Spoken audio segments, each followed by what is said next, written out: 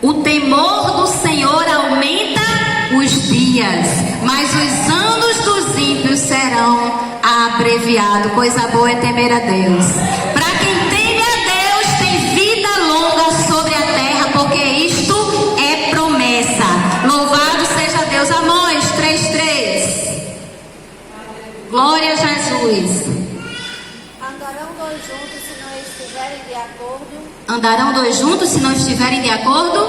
As duas parteiras estavam juntas. Elas temeram juntas. Elas concordaram juntas. Elas livraram aquelas crianças da morte juntas. Vamos andar em temor de Deus e em concordância.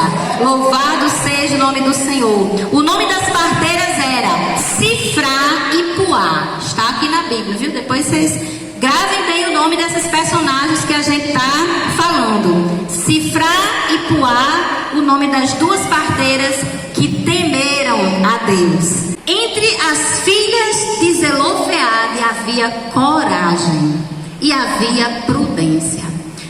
Que contexto é essa história? Zelofeade, ele era um dos cabeças da casa de Israel.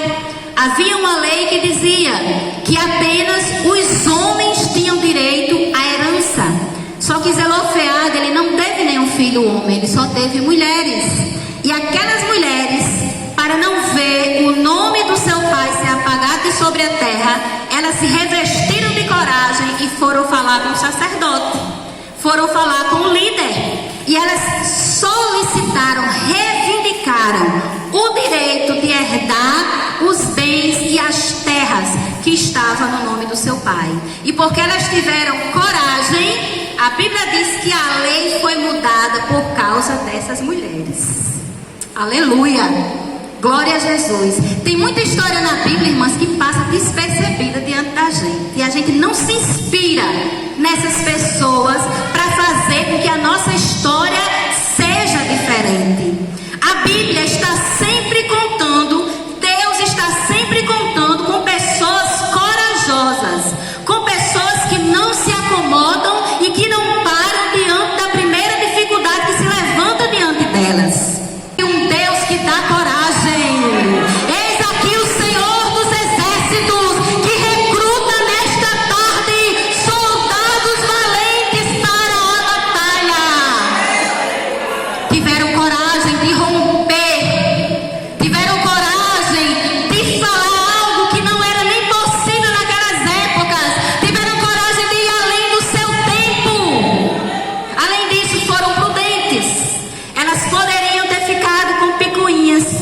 Tá vendo? Moisés é tão injusto que o nosso pai morreu, a gente só tem a gente de herdeiro e ele te vê tomar uma providência e fazer alguma coisa. Elas podiam ter ficado com conversinha, não era para resolver o problema, mas elas foram falar com a pessoa certa, tiveram coragem e foram prudentes. Amém. Tito exortando as mulheres a serem sensatas, prudentes, honestas, boas donas de casa. E aí, no versículo 6 ele diz assim: as jovens também sejam prudentes, viu? Isso aqui não é lição só para as mães, para a mulher casada, não. Toda mulher que serve a Deus precisa ser prudente. Vamos ver agora Ruth capítulo 1, versículo 14 e 16. Levantaram elas outra vez a sua voz e choraram. Orfa beijou a sua sogra, mas Ruth ficou com ela. E o 16, Ruth respondeu: não me rogues que te deixe minha parte de ti, porque onde quer que você vá, eu irei, e onde quer que você viva, viverei. Teu povo será o meu povo, e o teu Deus será o meu Deus. Aleluia. O que havia entre elas? Havia amizade e havia companheirismo. Isso é uma coisa, irmãs, que está faltando nestes últimos dias. A Bíblia diz que Noemi insistiu. Orfa a deixou, mas Ruth permaneceu do lado dela. O que esperava Ruth e Noemi eram coisas boas? Irmãs, nada de bom esperava elas, porque uma mulher viúva que não tinha quem sustentasse, duas mulheres viúvas que não tinham herança de mais nada, estavam sozinhas, desamparadas. É muito fácil a gente ficar do lado de quem tem sombra. É muito fácil a gente ficar do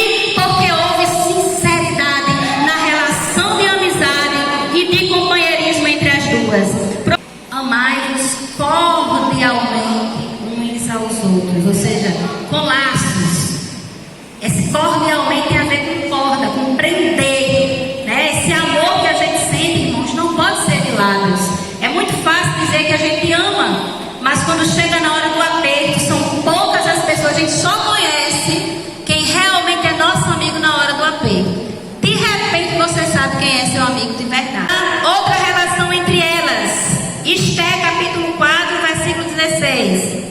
Entre elas, entre Esther e as suas servas, havia propósito. Havia propósito e Esther e as suas servas jejuaram para entrar na presença do rei. Eu não vou ler mais os versículos não, para a gente ganhar tempo. Além de Esther e as suas servas, eu tinha colocado aqui uma relação que houve também entre Maria e Elizabeth, mãe de João Batista. Na Bíblia de vocês está Isabel, porque infelizmente houve um erro de tradução para o português e colocaram Isabel, mas a palavra correta é Elizabeth. Entre Maria e Elizabeth havia uma relação de comunhão. Vocês não podem ver isso em Lucas capítulo 1, no versículo 41 e 56. A Bíblia diz que quando Maria chega e saúda a Elizabeth, a criancinha salta de alegria no seu ventre. A Bíblia diz o quê? Que o Espírito que está em nós, ele testifica que nós somos filhos de Deus. Havia comunhão. O Espírito que estava em Maria estava em Elizabeth, de maneira que quando uma fala, a outra sente que algo diferente está na vida daquela pessoa. E por fim, a gente iria falar das mulheres que foram até o sepulcro, que foi inclusive sugestão da irmã Luciene. Entre as mulheres que foram ao sepulcro ungir Jesus após a sua morte, o que havia? Havia uma relação de gratidão. Isso está no capítulo 28 de Mateus, no versículo 1. Havia também uma relação de adoração. Entre elas havia adoração. A gente vê isso em Mateus 28, versículo 9. Entre essas mulheres também havia alegria, irmãs. Nós encontramos isso no capítulo 28 de Mateus, no versículo 8. Entre as mulheres que foram ao sepulcro, havia também constância na fé, ou seja, perseverança. A gente vê isso em Lucas, capítulo 23, versículo 55. E entre essas mulheres havia a guarda dos mandamentos, ou seja, elas guardavam a palavra de Deus. Aquilo que o salmista Davi disse lá no Salmo 119: como purificará o jovem o seu caminho, observando conforme a tua palavra. E por fim, irmãs, entre as mulheres que foram ao sepulcro ungir Jesus, havia amor. E esse versículo eu vou ler, que é em João capítulo 20, o versículo 13. Olha que prova linda de amor que havia dessas mulheres por Jesus. João 20, 13 diz assim: e lhe disseram: mulher, por que choras? E ela disse: porque levaram o meu Senhor e não sei onde o colocaram. Dito isso, se voltou e viu a Jesus que estava ali, mas ela não sabia que era Jesus. E Jesus lhe disse: mulher, por que choras? A quem buscas? E ela, pensando que era o jardineiro, lhe disse: Senhor, se tu o tens levado, me diz onde o pusestes e eu o levarei. Olha só, irmãos, que prova de amor. Quem aqui gostaria de levar um defunto para a sua casa? Por mais que a gente ame, né, um filho, um marido, uma mãe, quando morre, a gente quer mesmo é que enterre. Mas essa mulher que buscava o corpo de Jesus para ungir, ela não sabia que Jesus tinha ressuscitado. E o simples fato de um corpo que aparentemente, humanamente falando, já deveria estar em estado de putrefação, ela não tem encontrado esse corpo. Ela dizia: se você sabe onde esse corpo está, me diga que eu quero levá-lo. Aleluia. Entre aquelas mulheres havia amor. E amor é o que nós precisamos para viver.